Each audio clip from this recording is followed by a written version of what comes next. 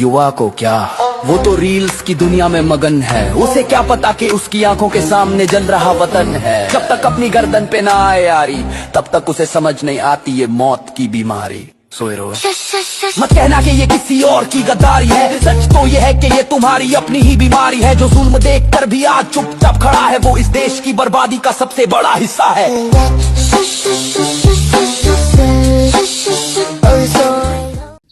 अच्छा लगा सब लोग आ गए टाइम से क्योंकि टाइम का सबसे बड़ा चल रहा है। तो मैं इंट्रोड्यूस करा देता हूँ।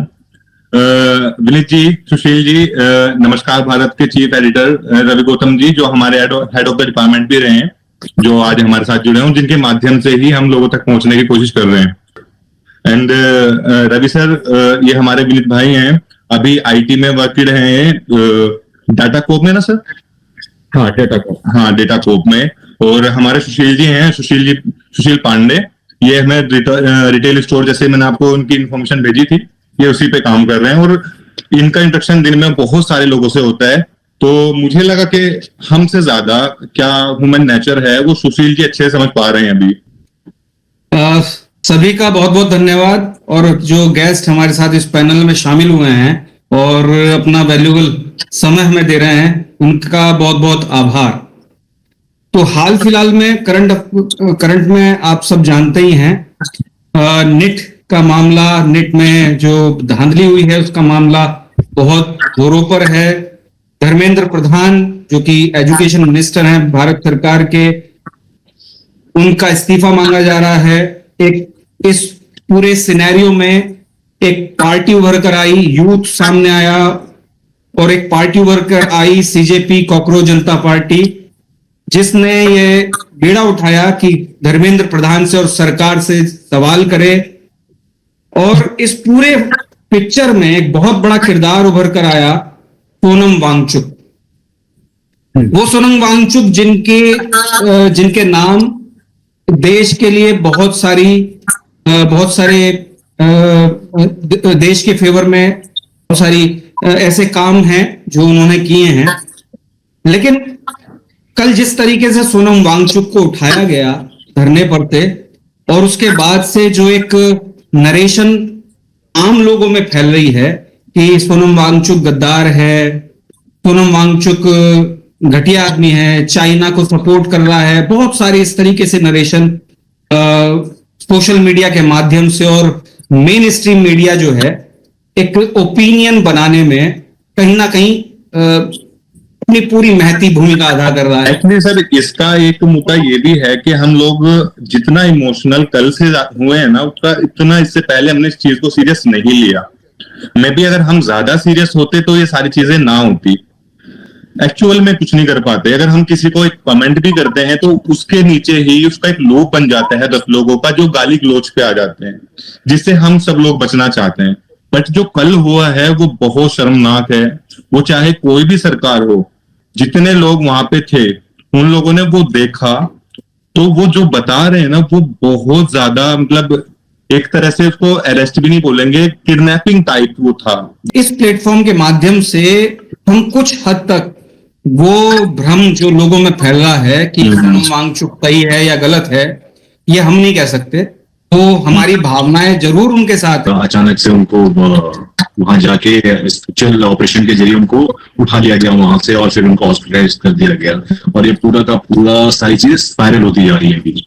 और सोशल मीडिया में ऑब्वियसली इसको लेकर बहुत सारा ओपिनियन है, और एक मीडिया का एक सेक्शन है जो पूरे के पूरे इस प्रोसेस को, पूरे जो सेंटर में जो लोग हैं उनको ही डिस्क्रेडिट करने में लगे हुए हैं। खैर, वो सारी चीजें एक साथ चल रही हैं। बहुत सारे लोग हैं जो इमोशनली इसमें कनेक्ट हो रहे हैं कि ऐसा गलत हो गया, सही हो गया, दिस दैट। इसमें कुछ ना बेसिक चीजें हैं ऑब्जेक्टिवली देखने के लिए कि एग्जैक्टली जो चीजें अनफोल्ड हो रही हैं उसमें चल क्या रहा है। सबसे पहला पॉइंट ये कि जो सेंटर में जो व्यक्ति हैं, जो इस पूरे के धरने में जो बैठे हैं, मिस्टर सोनम वांगचुक, उनके बारे में ऐसी बातें की जा रही हैं कि वो फॉरेन फंडिंग दी जा रही है, दिस दैट हो रहा है, वो देश से बाहर के लोगों से जुड़ के कुछ काम कर रहे हैं, ऑल दैट। उसमें एक सिंपल सा एक सीधा सवाल है, अगर इस स्केल पर कोई भी व्यक्ति काम कर रहा है तो किसी भी देश के पास इतनी स्ट्रांग एजेंसी होती है जो इन चीजों को पता लगा कि 2 मिनट लगते हैं वेरीफाई करने में, सही या गलत का पता लगाने में, राइट। अगला पॉइंट जो कि उनको ऐसे वहां से अचानक उठा लिया गया और वो इतने अपसर्ड तरीके से सारी चीजें की गई, तो उसमें 2 बातें हैं बहुत क्लियर। हमारे संविधान में सरकार के पास इस बात का पूरा राइट है, ये हमारे लॉ में उस सिस्टम में बना के दिया हुआ है कि कोई भी व्यक्ति अगर भूख हड़ताल करता है और वो इस हद तक पहुंच जाता है जहां पर उसकी जान को खतरा है, तो वो एज अ सुसाइड कंसीडर किया जाता है। और सरकार के पास इस बात का पूरी जिम्मेदारी और राइट है कि वो आम नागरिक को सुसाइड करने से बचाए, चाहे उसके लिए जो भी करना पड़े। उसमें एक बात निकल के आती है कि ठीक है ये राइट सरकार को दिया गया है, बट उससे एक दिन पहले उनके सारे टेस्ट होते हैं और वो बिल्कुल नॉर्मल होते हैं, और वो खुद उनके जो वर्ड्स थे उनके यही थे कि ये जो चल रहा है ये कंटिन्यू रहेगा क्योंकि मैं स्टेबल हूं। उनके सारे टेस्ट एकदम नॉर्मल थे, और जितने वहां पे गवर्नमेंट डॉक्टर थे उनका भी यही कहना है कि उससे पहले उनको कोई इंफॉर्मेशन नहीं थी कि वो इतनी क्रिटिकल कंडीशन में है कि उनको इस तरह से वहां से ले जाना पड़े। बिल्कुल सही कहा आपने कि जब 24 घंटे पहले तक सारे वाइटल्स एकदम ओके थे और उनके लिए कोई जान का कोई थ्रेट नहीं था, फिर ये सब करना क्यों कर दिया गया? तो ये तो सिंपल सबको देखिए बहुत ही एविडेंट है कि अब इस धरने से जो सरकार के ऊपर जो प्रेशर बन रहा था वो उसको नलिफाई करने के लिए किसी भी हद तक जाएंगे, और एग्जैक्टली उसी के अंतर्गत ये सारा का सारा जो प्रोसेस है उसको किया गया है। अब अगली चीज आप ये देखिए कि आप पूरे घटनाक्रम को देखिए कि ये जो आपका अनशन शुरू हुआ है और उसको जो खत्म किया गया है, जिस तरह से उनको उठा के ले जाया गया है, आपको पता है जो वहाँ पे जो लोकल थाना है वहां पे जो पुलिसकर्मी थे उनके पास इस बात की कोई इन्फॉर्मेशन नहीं थी कि उन्हें सुबह क्या करना है। पार्लियामेंट का स्पेशल सत्र शुरू और ये भी वो टाइम चुना गया है ना, उसमें ये टाइम चुना गया है कि सब लोग सो रहे हैं, 7:30 एग्जैक्ट कोई नहीं उठ पाता। आप पूरी तरह से क्वारंटाइन करना है, अरेस्ट करना, वो अरेस्ट नहीं है, वो तो एक किडनैपिंग ही है ना। तो मैं तो उसको यही इसी तरह से देख रहा हूँ।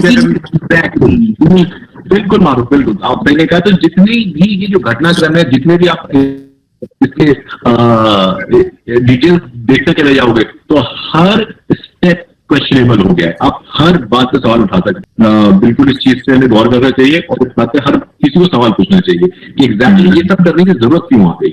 और किसी भी ऐसी आवाज को, किसी भी ऐसे डिसेंट को जो सिस्टम के से अलग जा रही है, उसको किसी भी हाल में मिटिगेट करके मिटाने की कोशिश की जा रही है, जो सच्चा है वो कोई भी हो। तो ये बहुत एविडेंट है, ये तो साफ दिख रहा है सबको, और इस पे क्वेश्चन होना चाहिए, डिस्कशन होना चाहिए, और बहुत बहुत जरूरी है ये होना।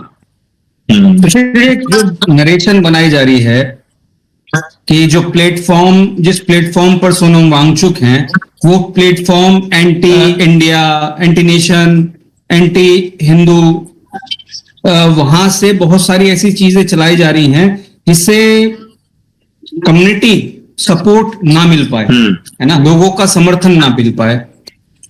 इसके पीछे क्या कारण हो सकता है, और तो क्या धरना जो दिया जा रहा है इसमें मिसमैनेजमेंट है, और जब मिसमैनेजमेंट है तो ही ऐसी चीजें सामने आ रही हैं। एक्चुअल में मैनेजमेंट और हुई है, किसी को भी मंच अगर हम दे देंगे तो निश्चित रूप से भाई आप बड़े पावर के साथ लड़ाई लड़ रहे हो, तो आपको मैनेज करके सारी चीजों को ध्यान में रख के धरने पर बैठना चाहिए, और कौन आपके मंच पर आ रहा है ये ध्यान रखना चाहिए। क्या कहेंगे इसमें? बिल्कुल सही कहा आपने कि अगर आपको एक मंच मिल गया है तो क्या आप अपनी मनमर्जी से करेंगे, पॉइंट नंबर 1, और क्या जब इस स्केल की जब लड़ाई लड़ रहे हैं, जब पूरे सिस्टम के खिलाफ जब खड़े हो रहे हैं, तो क्या आपके पास उस लेवल का मैनेजमेंट होना चाहिए या नहीं होना चाहिए? 2 बातें बहुत एविडेंट है इसमें। अब आते हैं इस पूरे के पूरे सवाल पर, जब आपने पूछा कि इस पूरी मूवमेंट को ऐसा दिखाने की कोशिश की जा रही है कि ये एंटी इंडिया, मैं पॉइंट ऐड कर देता हूँ सर। जैसे ही न्यूज आई कि सोनम वांगचुक जो उठाया गया, उसी के बाद इंस्टाग्राम पे बहुत सारी न्यूज ये आई कि वहां पे जो अभिजीत दीपके थे वो वहां पे नहीं थे, वो अपने होटल रूम में सो रहे थे। ये रूमर्स बहुत तेजी से फैली उसी के बाद। जो हमारे मेन स्ट्रीम मीडिया है उन लोगों ने भी बताना शुरू किया कि भाई इस तरह से वो अपने होटल रूम में आराम से सो रहा था जिस टाइम उसको वहां से उठाया गया वांछुक जी को। लेकिन उसी के बाद क्या होता है कि उसी के बाद कुछ वीडियोस वायरल हुए सोनम के, सॉरी दीपिका के, जो वो पुलिस वालों के साथ लड़ता हुआ दिखाई दिया वहां पे, उसके साथ मारपीट होती हुई दिखाई दी। तो उनका जो नरेशन था वहां पे वो भी खत्म हो गया। और कुछ लोगों ने उससे पहले मतलब 7 का टाइम रहा होगा, बहुत सारे फोटोज शेयर किए हैं सोशल मीडिया पे कि देखो जो चीजें फैलाई जा रही है वो बहुत अलग है। तो मुझे ऐसा लग रहा है ना कि कुछ इस तरह के पॉइंट्स निकल के आ रहे हैं। सरकार वॉन्चुन से ज्यादा दीपिका की जो इमेज है ना उसको खराब करने में, या सरकार कहे या फिर कोई भी कहे जिसका ये पॉइंट है, ज्यादा लगी हुई है कि किसी तरह अगर दीपिका वहां से हटे तो शायद कुछ हो। प्लेटफॉर्म जो यूज किया जा रहा है वो बहुत बहुत बहुत जिम्मेदारी के साथ रहते हुए उस प्लेटफॉर्म को यूज किया जाना चाहिए। एक बहुत अच्छा प्रोटेस्ट, बहुत अच्छा आंदोलन जो है इस तरीके की नरेशन से खराब हो सकता है, और लोग बना भी रहे हैं। लोग हमारे ही बीच के लोग जो हैं इस तरीके के स्टेटमेंट दे रहे हैं कि हमें ही लगता है कि यार ये हम एंटी नेशन को सपोर्ट कर रहे हैं या ये लोग एंटी नेशन होते जा रहे हैं।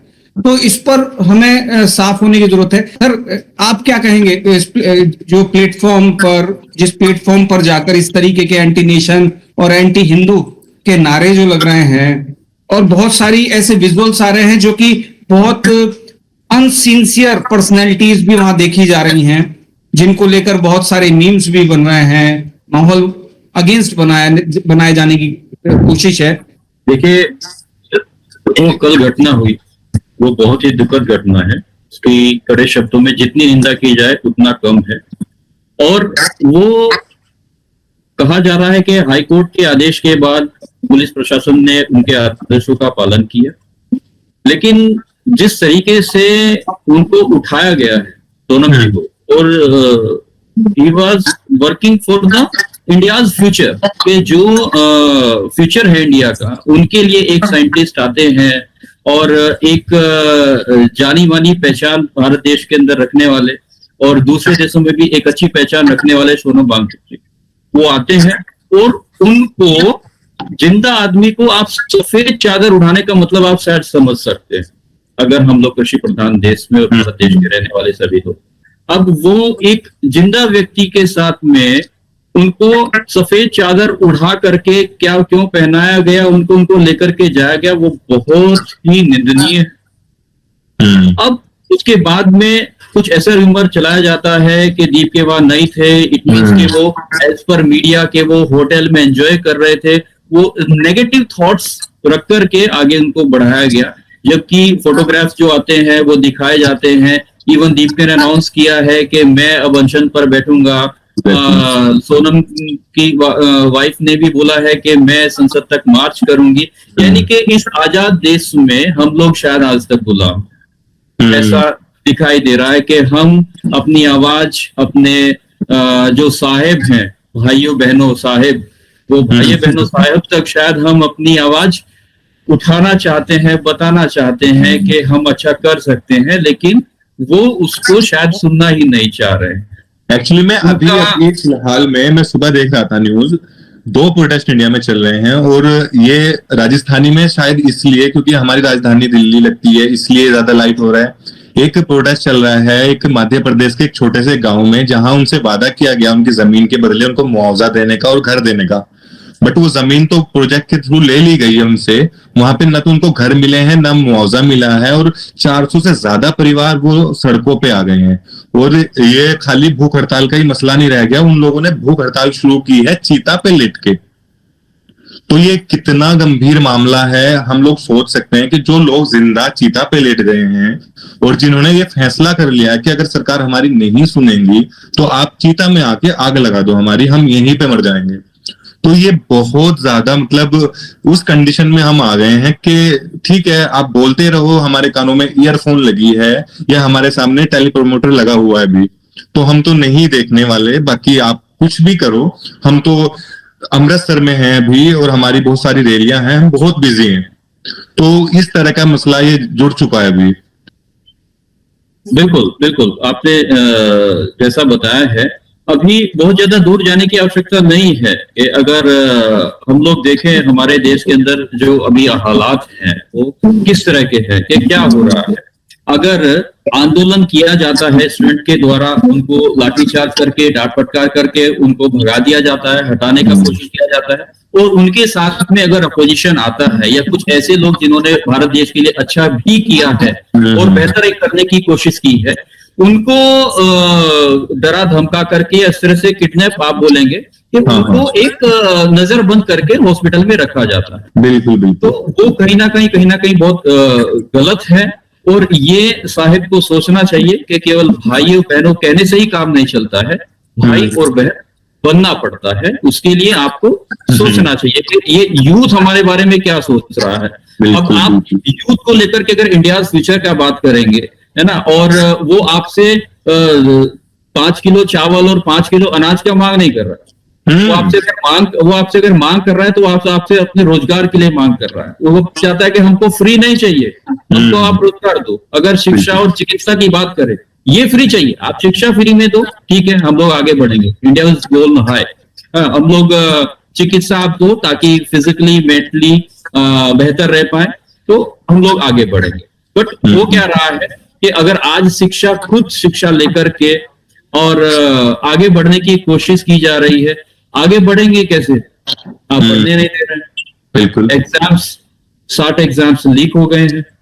आगे बढ़ करके अगर बोला जाता है कि एग्जाम्स लीक हुए जा रहे हैं पिछले इतने सालों में, तो उसके लिए इस्तीफा दीजिएगा, एक नई पहल करेंगे नहीं कि हाँ हम लोगों ने यूथ के बारे में कुछ सोचा। तो भाइयों बहनों साहब, आपको ये समझना चाहिए कि फ्री का नाज तो नहीं चाहिए, लेकिन हाँ भाइयों बहनों के बारे में। विनीत जी, यहाँ पर भाइयों बहनों साहिब की ही गलती नहीं है, यहाँ पर गलती उस जनता की भी है जो चुनकर भेजती है। बिल्कुल। और जो जनहित की आवाज उठा रहे हैं, जनता के लिए बैठा है धरने पर, जनता के मुद्दे उठा रहा है। इतनी सारी मौतें हो गई, सुसाइड किए बच्चों ने, उनको ध्यान न देकर लोग आज भी साहिब को क्लीन चिट दे रहे हैं और साहिब से सवाल पूछने वालों के करैक्टर को जज कर रहे हैं, उनके इतिहास को उधेड़ने की कोशिश कर रहे हैं, उन्हें किसी ना किसी एंटी नेशन मुद्दे से जोड़ने का प्रयास कर रहे हैं। तो निश्चित रूप से देश की जनता का बहुत बड़ी जिम्मेदारी बैठती है इस विषय पर। बिल्कुल बैठती है। हाँ, लेकिन जिस तरीके से रूमर किया जा रहा है कि चाइना से फंडिंग हो रहा है सोनम को, है ना, अरे हमारी इंडियन एजेंसी क्या इतनी वीक है? और जब आप सीट पर बैठे हैं साहब, तब इतनी वीक है हमारी इंटरनेशनल एजेंसीज और हमारी इंडिया की एजेंसीज के आप पता नहीं लगा सकते क्या फंडिंग हुआ है या नहीं हुआ है, और अगर हुआ है तो क्यों हुआ है। क्या आज हम लोग अपने इस पायदान से इतना नीचे की तरफ आ चुके हैं कि हम लोग ये भी नहीं पता लगा पाएंगे? इतना तो कमजोर अपनी इंडिया की एजेंसी नहीं है हम विश्व गुरु बन रहे हैं और ये तय नहीं कर पा रहे कि हमारी सिक्योरिटी को कौन तोड़कर देश में घुसने का प्रयास कर रहे हैं। वही तो है कि आप लोग बात कर रहे हो नीट की, और नीट का पेपर आपका लीक हो जाता है, कितनी भी आप सिक्योरिटी के साथ उसको कराएं वो लीक हो जाता है। बट आप ये लीक नहीं कर पा रहे हैं कि जो ये फंडिंग आती है, इसका रजिस्ट्रेशन फॉर्म कहाँ पे भरा जाता है, कहाँ से उसका एडमिशन फॉर्म भरा जाता है कि चाइना से और पाकिस्तान से हमें फंडिंग मिलती है। तो हम आज तक ये क्यों नहीं पता लगा पाए। और दूसरी चीज ये भी है, ज्यादा बचकाना क्या है, उससे भी ज्यादा बचकाना क्या है, हम दोबारा से जब नीट कराते हैं तो हमारे सरकारी तंत्र, हमारी सरकार ये कहती है कि अब ये सेना की जिम्मेदारी है एग्जाम कराना। सेना एग्जाम कराएगी, बताइए, हेलीकॉप्टर से क्वेश्चन पेपर आया करेंगे, तो यानी जमीन पर हम जीरो हैं। हवाई जहाज से सारी चीजें तय होंगी तो फिर ठीक है। फिर actually this is the actual definition of विश्व गुरु। शायद किसी विश्व में आता होगा ऐसे पेपर, तो वो इंडिया है कि हेलीकॉप्टर से पेपर आएगा। सर लीकेज तो प्रिंटिंग प्रेस से हो रही है ना, वो तो ऑलरेडी लीक होके फिर हवाई जहाज से आएगा। मतलब हम चींटी को मार नहीं रहे हैं, हाथी की बात कर रहे हैं। बिल्कुल। जहां जड़ है, हम जड़ पर हमला नहीं कर रहे। हम उन लोगों को नहीं पकड़ रहे जो जिम्मेदार हैं, हम चीजों को बता रहे हैं, डाइवर्ट कर रहे हैं। एक बच्चा फेल हो गया तो बाप ने पूछा कि फेल कैसे हो गया? पापा क्लास में सारी फेल है। बिल्कुल। इंडिया एकमात्र ऐसी कंट्री है सर जिसमें कुछ एग्जाम्स ऐसे हैं जिसका आज तक कोई सिलेबस ही नहीं है। सारी दुनिया का सिलेबस उसमें आ सकता है, नीट, आईएएस, यूपीएस।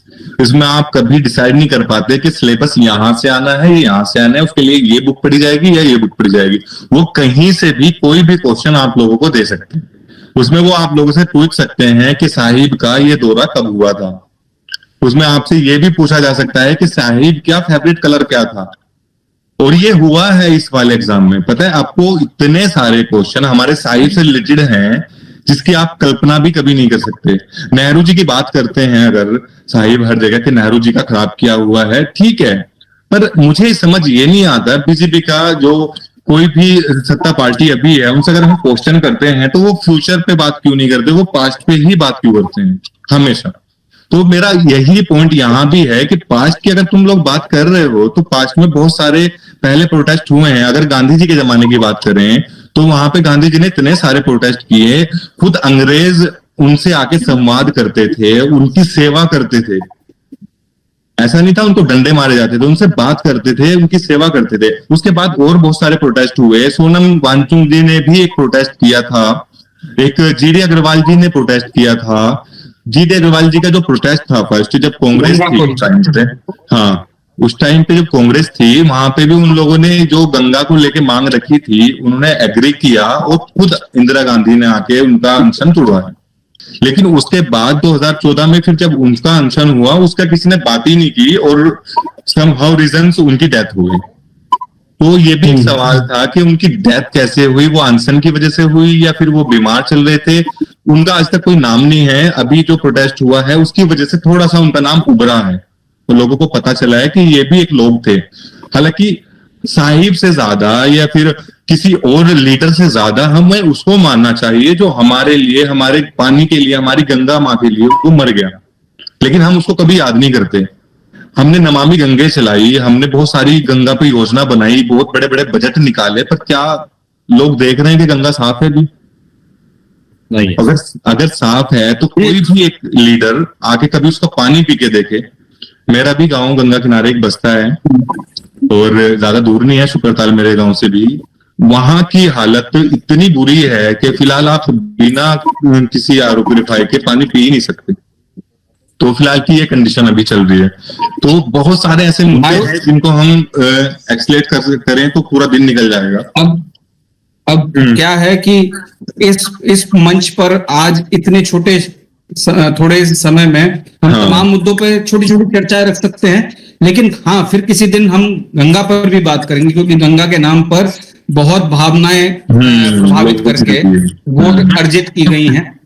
मैं अब ये देख रहा हूं कि कल 20 तारीख है और संसद की तरफ कूच करने की तैयारी है। तो सुशील जी किस तरीके से देखते हैं कि क्या ये संसद की तरफ जो कूच करने का कॉल किया गया है सोनम वांगचुक या सीजीपी की तरफ से, तो इसको किस तरीके से देखते हैं? क्या इसमें विपक्ष की क्या भूमिका रहेगी? राहुल गांधी अब तक पर्दे पर दिखाई नहीं दिए हैं और बड़ी सोनम वांगचुक की बहुत उम्मीदें थी। सोनम वांगचुक ने अभी किसी को स्टेटमेंट भी दिया था कि मुझे राहुल गांधी से उम्मीद है कि वो आएंगे। तो विपक्ष की क्या भूमिका रहने वाली है इसमें? वैसे विपक्ष की सर मैं रोक रहा हूं, पर विपक्ष की एक बात मुझे ये बुरी लगी है। सोनम वांगचुक जी ने अपने इंटरव्यू में बोला है क्लियरली कि मैं राहुल जी से या किसी भी विपक्ष से ये अपील करता हूं कि वो लोग आए एज ए पॉलिटिकल नहीं, वो एज ए ह्यूमन यहाँ पे आए, क्योंकि फ्यूचर की बात है, पढ़ाई की बात है। और जो यहाँ पे नहीं आता विपक्ष तो उसका खामियाजा उसको भुगतना पड़ेगा, जनता उनको उसका जवाब देगी। तो इतना सारा मतलब उन्होंने इस तरह से उनको अपील की और इतना सारा कॉन्टेक्स्ट दिया, फिर भी वो लोग वहां पे नहीं पहुंच रहे हैं। तो कहीं ना कहीं उसकी भी फेलियर है। दो चीजें हैं इसमें, दो चीजें हैं। देखो छात्रों के मुद्दे पर दो ही लोग मुखर होकर लड़ रहे हैं, राहुल गांधी और सोनम वांगचुक, है ना। राहुल गांधी एक अलग लेयर लेकर चल रहे हैं और सोनम वांगचुक एक अलग उसमें। मैं सुशील जी से ये कहना चाहता हूं कि विपक्ष की क्या भूमिका रहने वाली है, क्या समझते हैं विपक्ष की भूमिका को तो ये बहुत ही अच्छा सवाल पूछा आपने कि विपक्ष की भूमिका इस सब में कैसी रहेगी और कल जो लेटेस्ट इवेंट होने वाले हैं उसमें हम कैसे देखते हैं इसे। तो हमने जो हमारा हिस्टोरिक एक्सपीरियंस रहा है विपक्ष को 2014 से अगर हम बात करें, और हाँ बिल्कुल, कैमरे के ऊपर जिंदगी चल रही है साहिब की।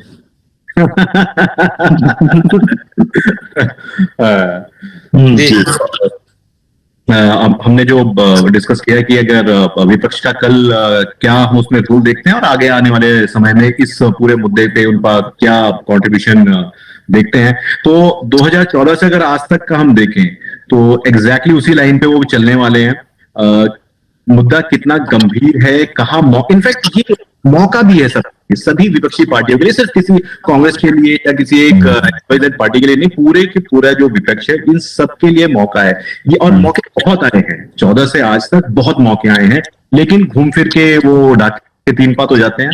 वो अपने ही साइलोज में जी रहे हैं, उनके अपने एडवाइजर्स हैं, वो क्या किस तरह से चीजों को देखते हैं समझते हैं, ये अभी आम आदमी के लिए इसको समझना मुश्किल हो चुका है। क्यों अपने साइलोज में जी रहे हैं, क्या अचीव करना चाहते हैं वहां से, ना मतलब इलेक्शन या तो विक्ट्री मिले और संगठन मजबूत हो, दोनों ही चीजें कहीं ग्राउंड पे तो दिख नहीं रही हैं। ये बात है कि संसद के अंदर 2 पक्ष हैं, एक सत्ता पक्ष और एक विपक्ष। अगर लड़ाई लड़नी है संसद के अंदर तो विपक्ष को सत्ता के खिलाफ मजबूत एकजुट होना पड़ेगा। जी मैं सही कह रहा हूँ? बिल्कुल ठीक है। अगर विपक्ष एकजुट नहीं होगा तो शायद उसका खामियाजा हम सभी लोगों को भुगतना पड़ रहा है, तो आगे भी पड़ेगा।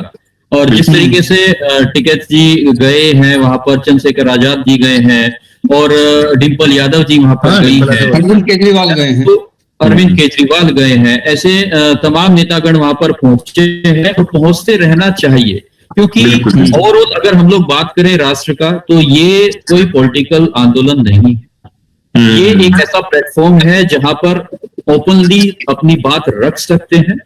और ओवरऑल यहाँ पर अगर बात हो रही है तो इंडिया फ्यूचर की बात हो रही है, लेकिन देखने में ऐसा आ रहा है कि सिस्टम की शायद कानों में जू नहीं रह रही है, सिस्टम को शायद बातें समझने की कोशिश भी नई सिस्टम कर रहा है, तो वो बहुत ही गलत मैसेज पूरी जनता को जा रहा है। और शायद इसका जवाब आने वाले समय में ये देखने को चुनाव में मिल सकता है। क्योंकि जब आप स्टूडेंट अगर धरने पर हैं, भूख हड़ताल पर वहां पर हैं, जैसा कि दीपक ने बताया, अभी मैं अनिश्चितकालीन भूख हड़ताल के लिए मैं बैठूंगा और बैठ चुका हूं, है ना। संसद मार्च की बात की जा रही है, तो वो संसद में बैठे लोग कहां से आए हैं? इस बटन को दबाने से वो लोग आए हैं। बिल्कुल। जब ये बटन आपके पक्ष में नहीं दबेगा तो शायद आप वहां बैठे नहीं रहेंगे। ये चीज को समझना चाहिए।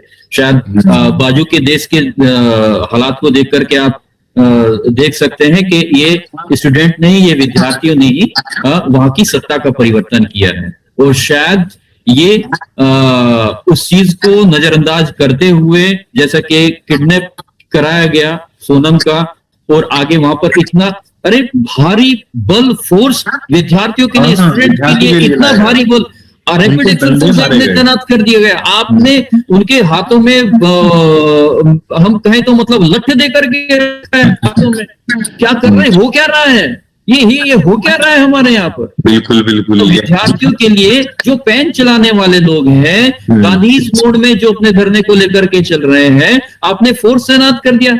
अरे ऐसे तो अंग्रेजों ने भी गुलाम नहीं किया था। वही मुद्दा फिर से घूम के वहीं आता है कि अंग्रेजों की बहुत गंभीर ये बहुत गंभीर विचार करने वाली बात है। बिल्कुल ये आसान बात नहीं है, ये कोई इसको इतना इजीली नहीं लिया जा सकता। इवन मैं तो कहता हूं कि जितना ज्यादा आपने देखा कल सुबह की घटना के बाद में वहां पर लगातार भीड़ बढ़ती जा रही, रात में भी देखा भीड़ बढ़ती गई है ना।